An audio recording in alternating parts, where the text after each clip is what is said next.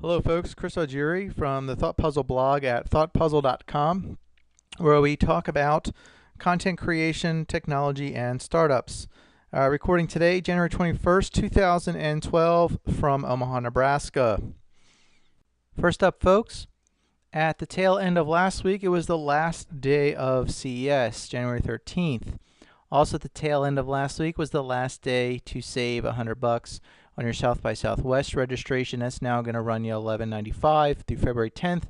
Make sure you have a place to stay because all the hotels in Austin are booked up.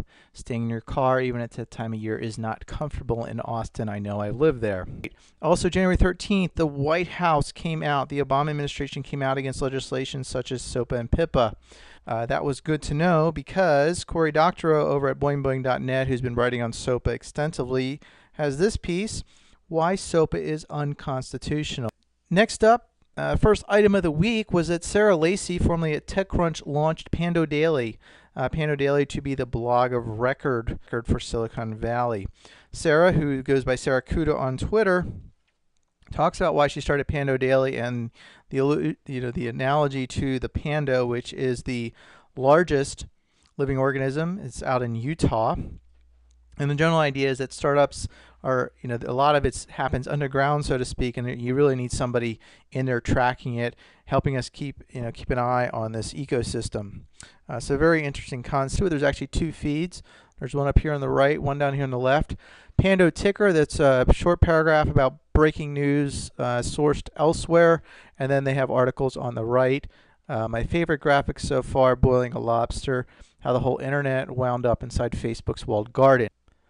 Next up, of course, the big story of the week, the internet blackout. Reddit starting it all. There was a thread that happened on Reddit, and then they came out on their blog on January 10th saying, stop, they must be on this all depend. Channeling Yoda in the title, and then I love how they doctored up the Reddit alien to look like an Ewok, at least it does to me. In the run-up to the internet blackout, a number of folks generated infographics. There's this one on American censorship, which was one of the headquarters on the web for folks that were involved.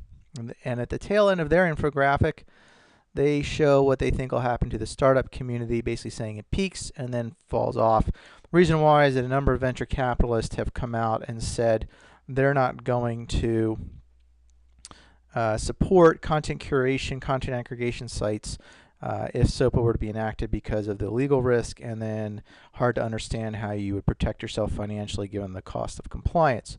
KeepTheWeb.open has this table comparing Open, SOPA, and PIPA. Very nice. Keep the Web Open, if you're not familiar with it, that's a site for public comment on Senator Ron Wyden's bill Open, which is an alternative to SOPA and PIPA.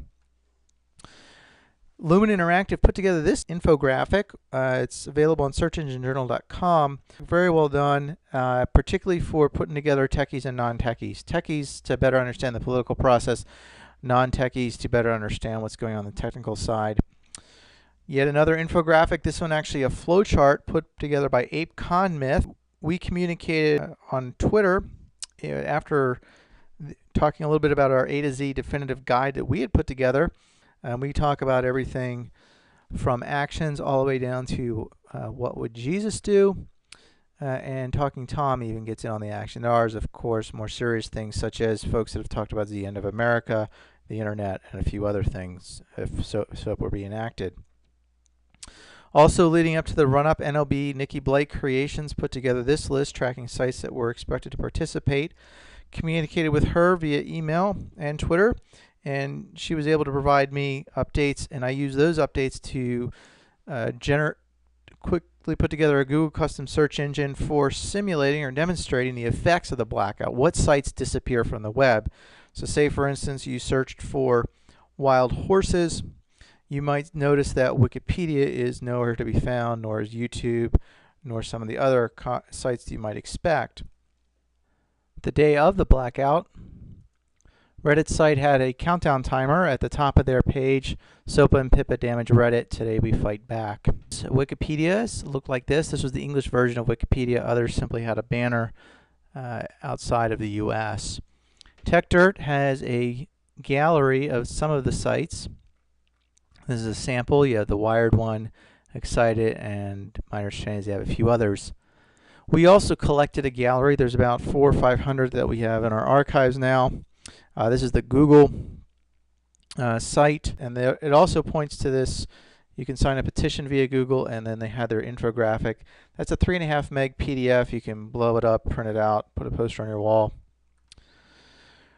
My site looked like this, Thought Puzzle, and we just used the Stop SOPA widget that was available via WordPress. And this pops up for the first time visitors. You can go ahead and help spread the word. After it was over, so the widget's no longer active, posted this haiku, posted daily haiku now. And this one was widespread interwoven protest acts, whip a SOPA. I was interviewed in omaha.com regarding SOPA and PIPA. You can find that out there. Just look for Augeri, omaha.com. It should bring it up. You can send me an email if you can't find it. thoughtpuzzle@gmail.com. Silicon Prairie News also reporting on SOPA and PIPA. In particular, Lee Terry, one of our congressmen, pulls his co-sponsorship of SOPA. That is good to know. And then some other Silicon Prairie politicians everywhere, Kansas, Iowa, Missouri, and Nebraska, of course, where Silicon Prairie News is headquartered. Consumer News and other sites reporting Senate postpones their PIPA vote, SOPA delayed indefinitely, although there was some reports that the markup would continue in February for SOPA. I did see that on the House.gov site, but have not had a chance to double check that. Reddit at the end of it all. Thank you, Reddit. Thank you, Internet. And they've also have another post out there, a technical examination of SOPA and PIPA, which came out after they had posted their stop this, must be on this, all depends. So from start to finish, Reddit on their blog.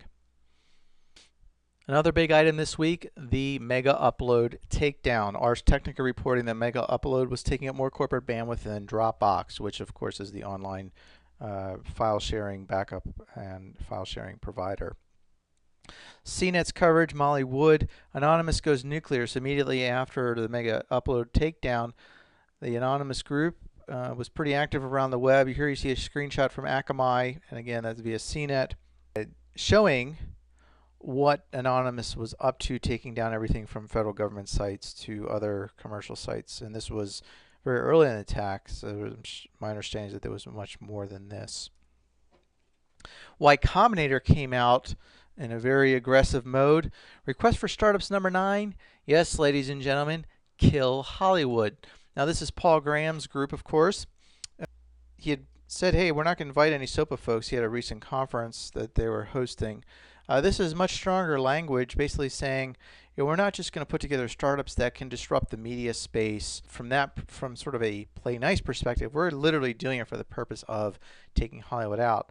That immediately hit Hacker News, and we're up to 1,700 points, 620 comments. No, I have not had time to read them all. Ben Huh, also of ICANN, has Cheeseburger Lawcat fame. He came out with, now we need to build the Internet Defense System. Ben Parr, what he's basically saying, Y Combinator, you got it wrong. That is not the right way to go about it. There's actually a piece on PandoDaily, which I mentioned earlier in the broadcast, and they say before you go killing Hollywood, you might want to understand them. Ben Parr commented on it on Twitter. So, here's his release of the post, and then he says, I'm going to take a lot for heat for this one, and then follows it up very shortly thereafter. Now I need to find someone brave enough to add my Y Combinator article to Hacker News. Again, that's via Ben Parr on Twitter. Also in the news this week, so yes, there was the blackout. Yes, there was the Megaupload Takedown. Facebook coming out, and Google's coming up here shortly. Facebook expands their Open Graph API to include 60 new apps, some of which interact with the timeline. So Facebook getting very aggressive about how they're going to pull the world together into their, alluding to the PandoDaily article, their walled garden. Another news item involving Facebook, this one saying that Vivo is considering replacing Google YouTube hosting with Facebook hosting, which would be a huge blow to YouTube. So you have on one hand Facebook's Open Graph expanding, and on the other hand you've got Google closing their Social Graph API but not Open Social. So we'll see how this contrast plays out between Google and Facebook. Google, in its continued move to refocus, now that Larry Page is heading it up, they've shut down 3 more services, needle-based, which most folks hadn't heard of. And then there is also the Google Message Continuity Service. What most folks will probably be familiar with is Picnic, which is their photo editing capability that was to be integrated with Picasa, apparently now to be integrated with Google+, so you will see it there. If you sign up for a Gmail account, also involving Google+, you automatically are signed up for one, so no longer can you just sign up for a Gmail account. Be interesting to see how this plays out. There was a lot of flack recently when they changed up Google Reader. Now they're changing up Gmail to basically compel you to use Facebook. Facebook, it went the other way, right? You can get a Facebook email account, but it's not mandatory, at least now. They just keep reminding you every time you go there. Google operating system also covering it out on Blogspot. Another story breaking this week, ladies and gentlemen. Twitter has acquired SOPA. Yes, SOPA is joining the flock at Twitter as announced on their blog on January 19th. According to Engadget, Twitter will be integrating some of the services of SOPA. It'll be interesting to see how this unfolds. The importance meter, and according to my sources at Twitter, yes, they're all very excited to see how this plays out. Although you can no longer sign up to be a new user at SOPA, those that are can continue to benefit from the service. So you see mine there today from Saturday, January 21st. News.me does exist, as does Percolate, so you can go ahead and explore those social media aggregation services. I've signed up for News.me, received my first notice, and Percolate I've not signed up for at this point. So more on those in the future, but for now the big story, SOPA has been acquired by Twitter. Recently on the Silicon Prairie, Big Omaha Cow, the world famous Big Omaha Cow, has been active on Twitter, pushing up Big Omaha, which is of course coming up here soon. If you're not already in the know on Big Omaha, you're missing out. Please make sure you sign up at name and email. You can stay up to date, and you can scroll down and get a.